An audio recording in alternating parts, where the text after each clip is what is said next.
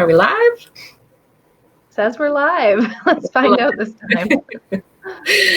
So hello there. This is Jasmine and Stephanie from AO1 Fitness, and we want to welcome you to another AO1 Conversation. This is a video-based podcast that we're doing Tuesday nights on our Facebook page, Audience of One Fitness. So we jumped on just a couple of minutes early. We're going to wait about 2 minutes. We said we'll start at 8 o'clock. So grab a tea. I've got my nice warm giant mug of tea.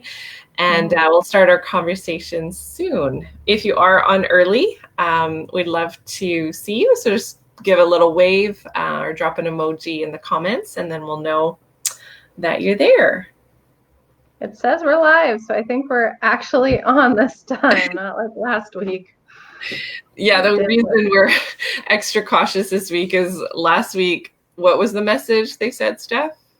Just that Facebook was having technical difficulties, but we didn't know that meant that nothing was getting through until the last 10 minutes. So yeah, we had a good conversation, just us. We talked for about 40 minutes, but you guys didn't hear it. So we got the last 10 minutes. So probably was confusing if you watched the replay. But so we're going to talk a bit more about that same topic tonight because we missed a lot of it last week.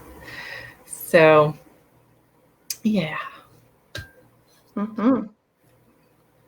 If you're here early, our topic is habits. So you can start thinking about any examples of habits that you do already have, or you want to have, or you want to get rid of, anything to do with habits. Can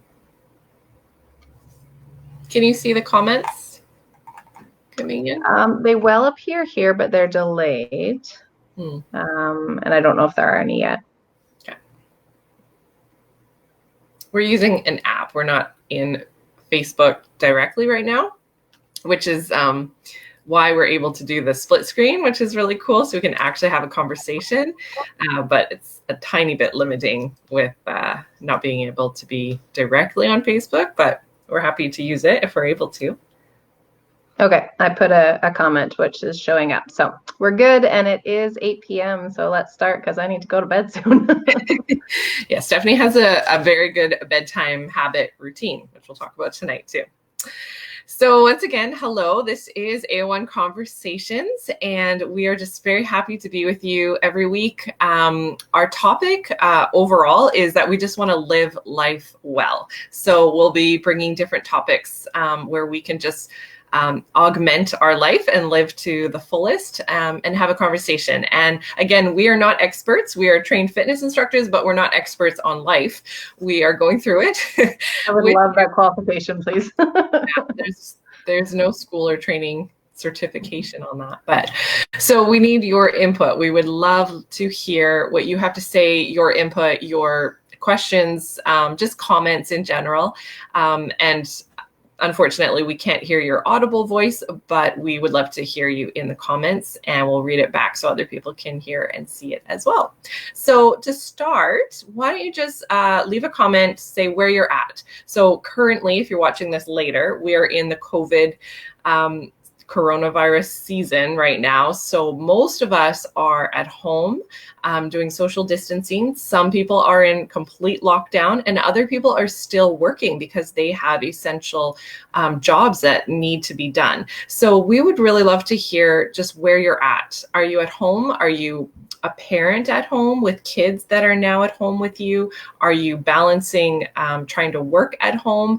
Are you some people we know that have been laid off from a job.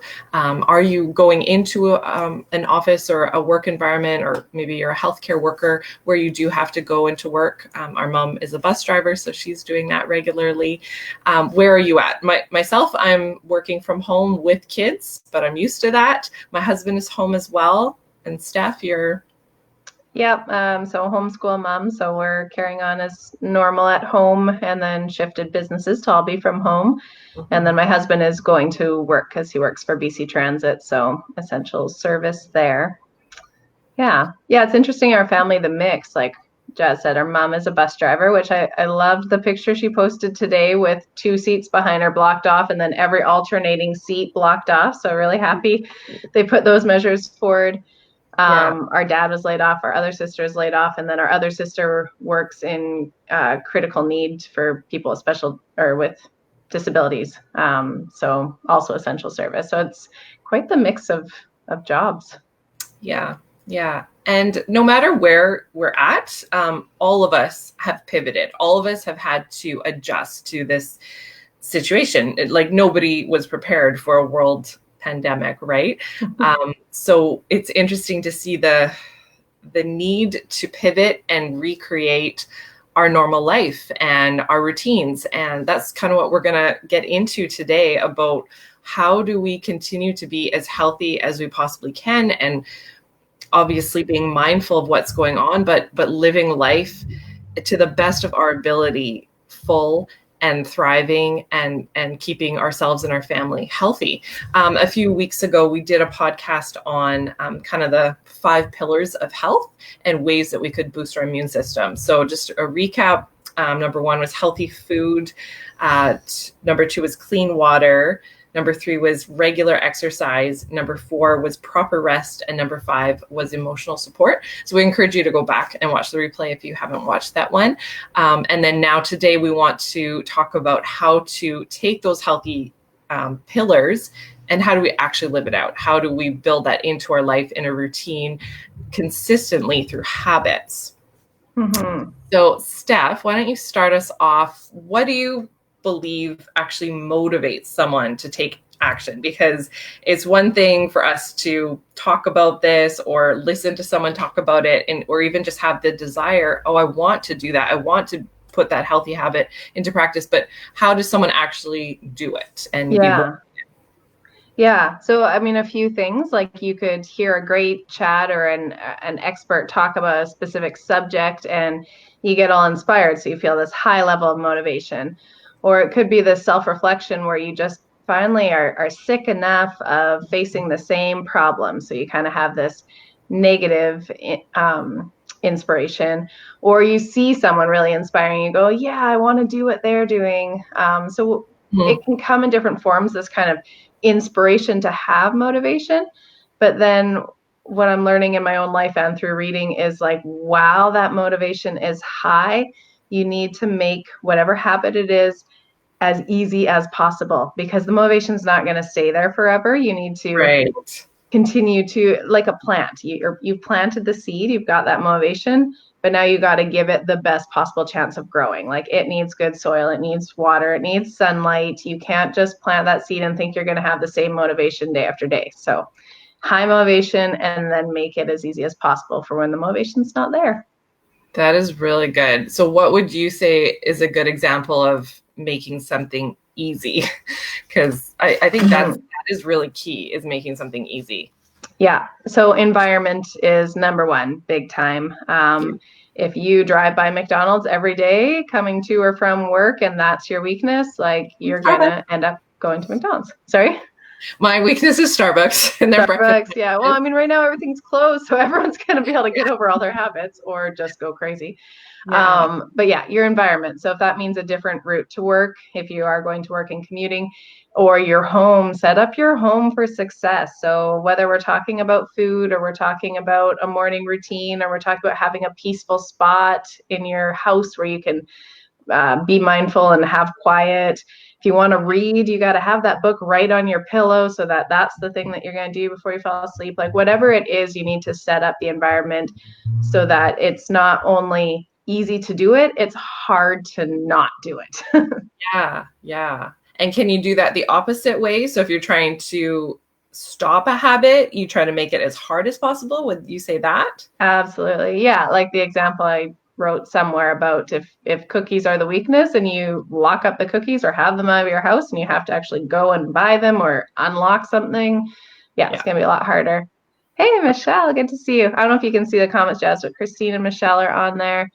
And I like Christine says it takes about 20 days to create a habit. That's awesome. If you can keep something consistent for 20 days, you've got to win.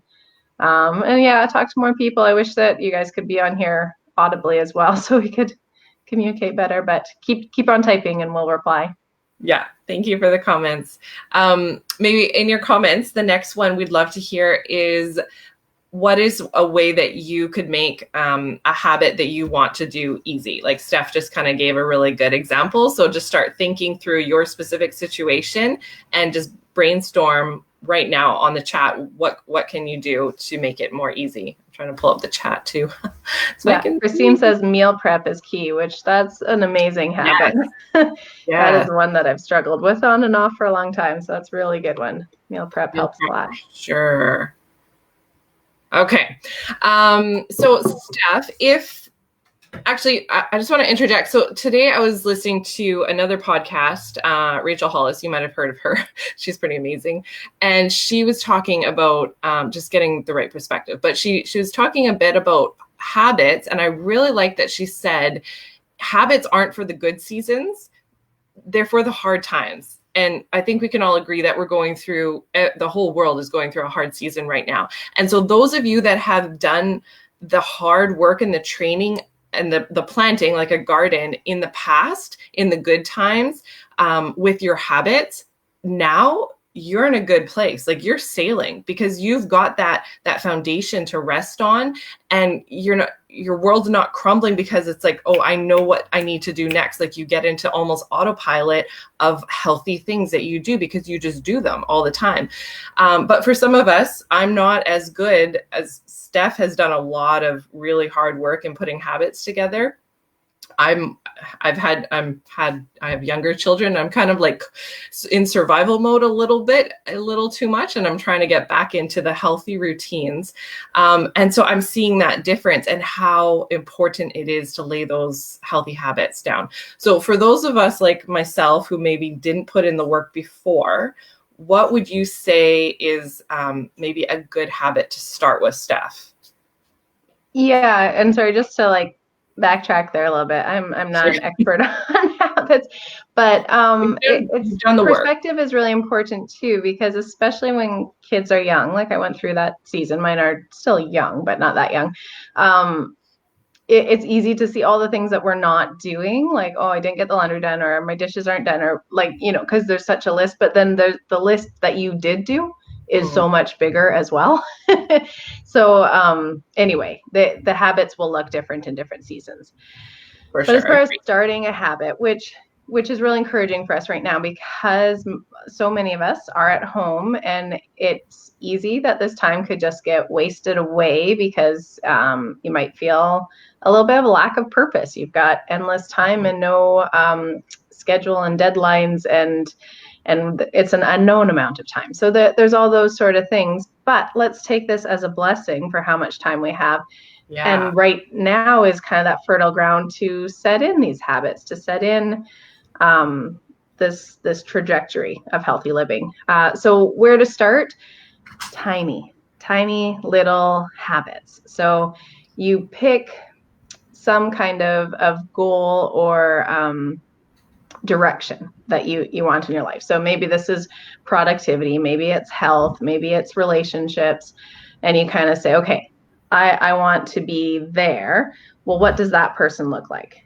I want to be a person who, health is just an easy one for an example. I want to be a person who's healthy. Okay, well, what does a person who's healthy do? Well, they eat well, they sleep, all these things. Okay, well, that's too much. So I'm going to pick eating well. Okay, so I'm going to eat perfect from now on. Well, no, that's not going to work. So let's break that down. What does that mean? How much protein do I need? How many vegetables do I need? Okay, let's backtrack that to where I am. I need to add one vegetable to every meal that I eat. Okay, how am I going to do that? I'm going to, after I load the dishwasher at night, I'm going to cut up one vegetable into a Tupperware. Put that in the front of my fridge. So when I open my fridge, I have my Tupperware of cut up vegetables. That's my habit that I'm going to start with. And maybe we can make that even simpler.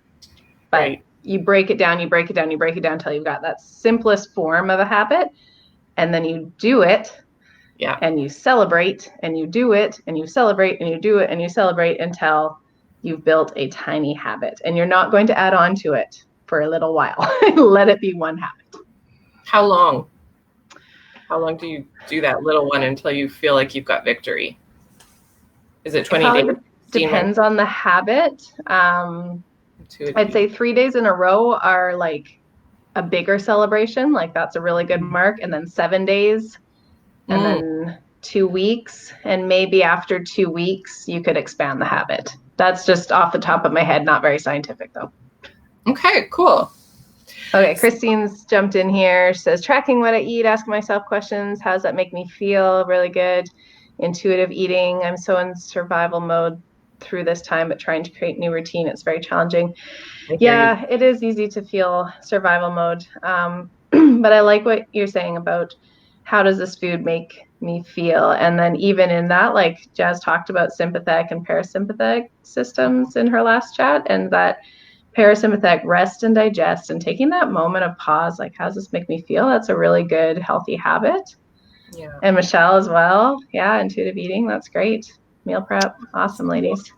Hmm, good stuff. So, ladies, I'd like to know, are those things that you're already doing, or are those habits that you want to put into place? Like, let's say intuitive eating. You can comment as that. So I was thinking through, okay, what are two habits in this time, like specifically in this season of being social distanced away from other people, being mostly homebound? What are two things that I can do and maybe other people could do too that would be helpful? So number one for me is movement. I need to stay active. I need to exercise because we need our body to move. And as fitness trainers, we know that just scientifically, all the studies say that regular exercise will help boost your immune system. It also lowers stress. It helps lift our mood up. So if you struggle with anxiety or depression, it's going to help that. And we're all feeling cabin fever and just going to be more prone to that. So we need regular movement.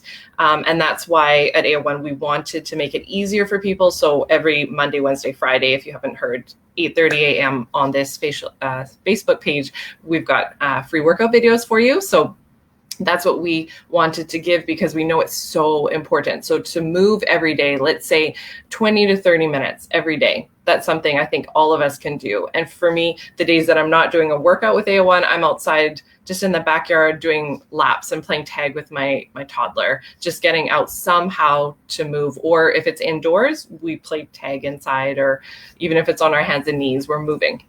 And then number two is just to take, you can do more, but I would say what's realistic for me is 10 minutes a day to just be quiet by myself, which is hard with kids.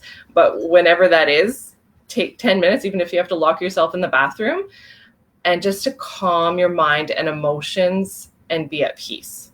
Just take 10 minutes purposely to be at peace.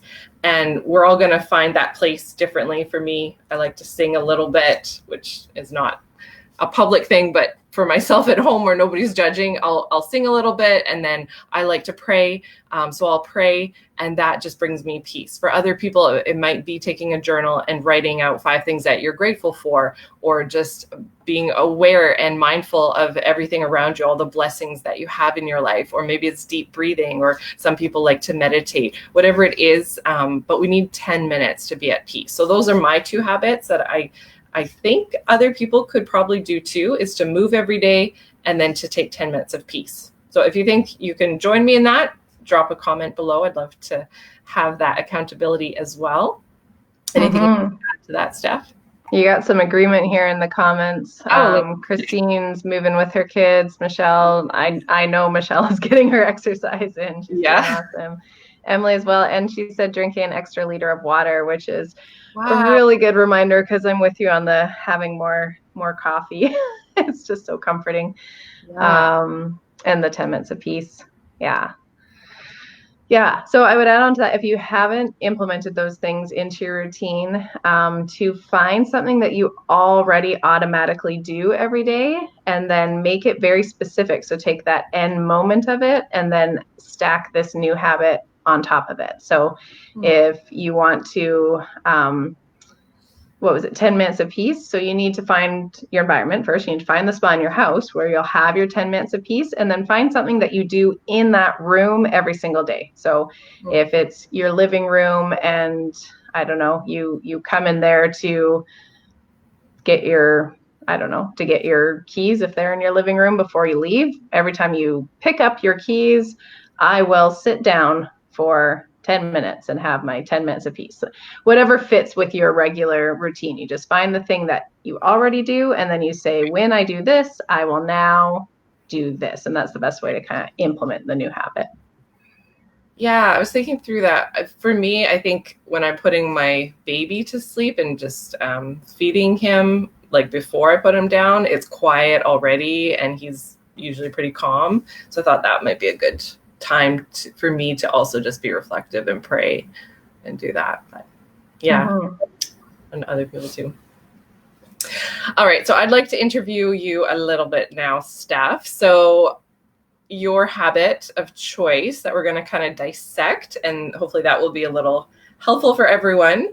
And for me, this is my weakest habit, but Steph has really been working on her sleep and her sleep routine, and just getting proper rest, which was one of our health pillars.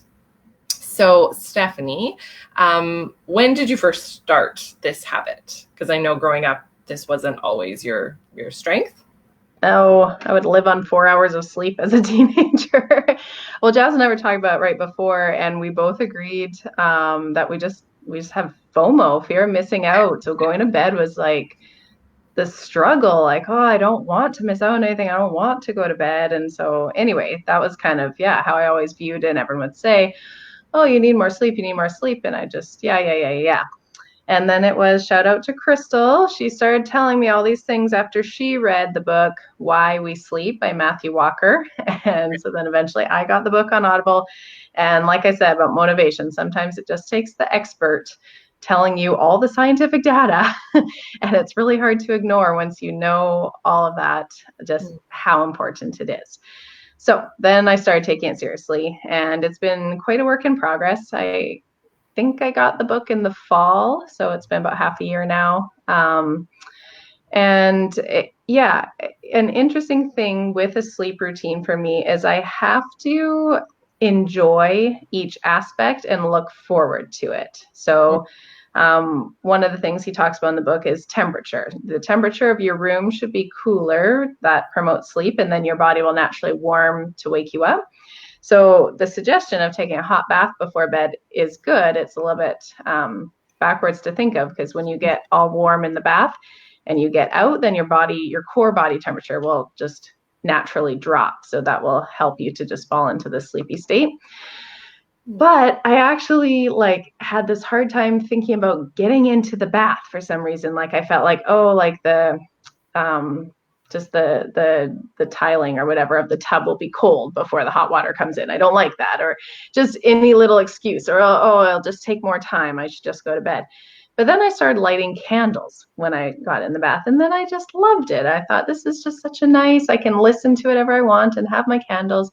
And then now it makes it like an appealing part of the bedtime routine. So now that part's taken care of. And then when I come to bed, I listen to my audiobooks. I don't know what it is, but that just helps me fall asleep listening to someone talk from an audiobook. So I have that on, but I look forward to it because I want to hear the information, but then I still just zonk out right away. So kind of having those things that, make me look forward to going to bed, and then make that process of falling asleep a lot easier. Just made the habit stick a lot better. It's not perfect, but it's way better than when I was a teenager, for sure. Yeah, that's good. So you put, the advice that you gave us right at the beginning to make it enjoyable and easy and accessible right there. Christine says both of her kids have FOMO. Yes, I think most kids do, because especially if we're up having fun without them. Yes. Yeah, my younger son too, his biggest fear in life is being bored, which I can relate to.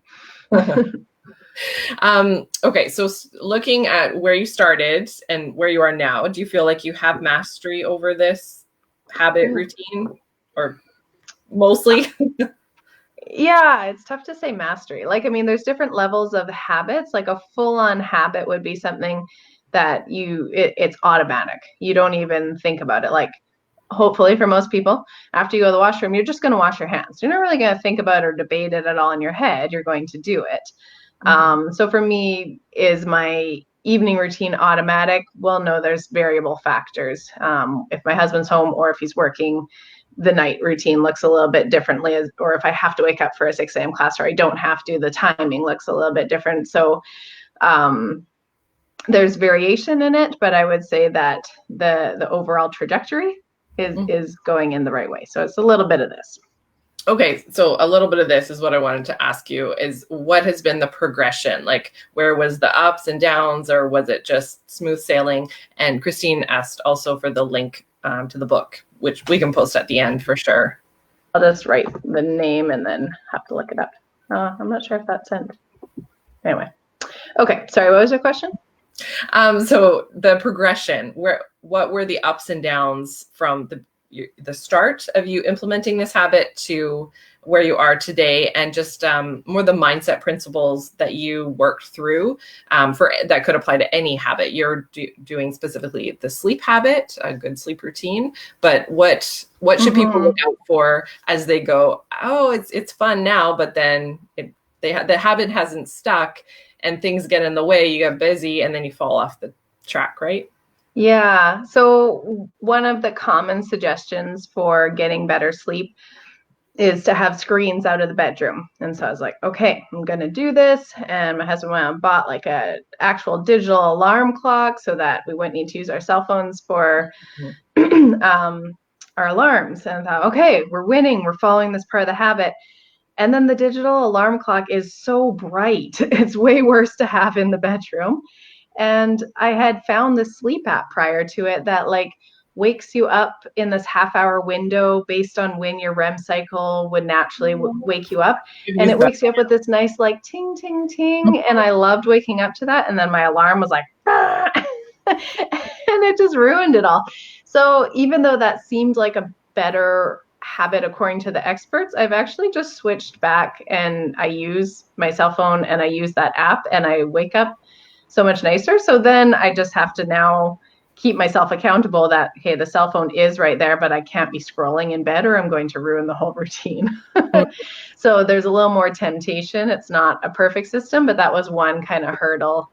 Where I just found like sometimes what is the common advice doesn't work for each person. So maybe if I found different alarm clock, the situation would be different. But yeah, you have to, like, habits are testing, right? You test what works for you, and just because it works for one person won't mean it's the only way. Right. Okay. What was your specific, how did you stay motivated? Sorry. Throughout this, what was your why? It was just so obvious how I felt. Like I was not the mom I want to be when I did not get enough sleep. That was probably my biggest red flag. Like my patience would just be so much shorter. I would feel like I had wasted moments. And to me, like every moment of every day is so important and I want to experience everything to the full. So to waste any moments was like such a tragedy to me. So that was motivating, where even though it felt like, oh, maybe I'm not being as productive because I'm going to bed instead of getting more work done or whatever, then it made the productivity of the next day that much better and enjoyable. So Right. to me, that's constant motivation to keep trying. So really you solved your FOMO. Yeah. Doing it. So that's right. Good. Okay. Lastly, just any strategies that you've come up with to stay on track with your habits? Like, what are some ways that, and not like with, you're talking about sleep, but for anyone putting in, maybe they want to drink more water or exercise, like we were suggesting, or eat healthier. What are some strategies they can do? And you've touched on this a little bit at the beginning too, but any additional things? Just really emphasizing the celebrating it part. So like now I can't remember if I said this to you before we went live or during it, so sorry if it's repeat, but if you think about the bad habits that we have and how easy they are, like scrolling on your phone and or like how like app games are designed, it starts really easy and they give you lots of flashy, like, you did it, well done. And you get this, like, the hormones, good feeling. So you want to keep doing that action. So it's really easy to see the pattern when it's a negative habit. So we just got to switch that around to our positive habits. And I'm not saying you need to have a pat on the back and some flashy thing every time you do something good, but like, celebrate yourself and it'll actually change the inner dialogue in your head. So a lot of us struggle with saying negative things to ourselves. Well, now every time you do your habit, you have to say something positive to yourself and encourage yourself and speak truth about what you're capable of and what you're doing, and that feeling will help to cement the habit. Yeah, that's good. That's good. That's like, well, like Pavlov's dogs or whatever. But you're doing the positive reinforcement over and over and over again, and then and like Christine mentioned, at least 20 days, and eventually it will become habitual, which is habits. So just to recap, some people are just joining us now. We're talking about healthy habits, specifically boosting our immune system and staying as healthy as possible. And Steph's particularly talking about her habit that she's been working on for sleep.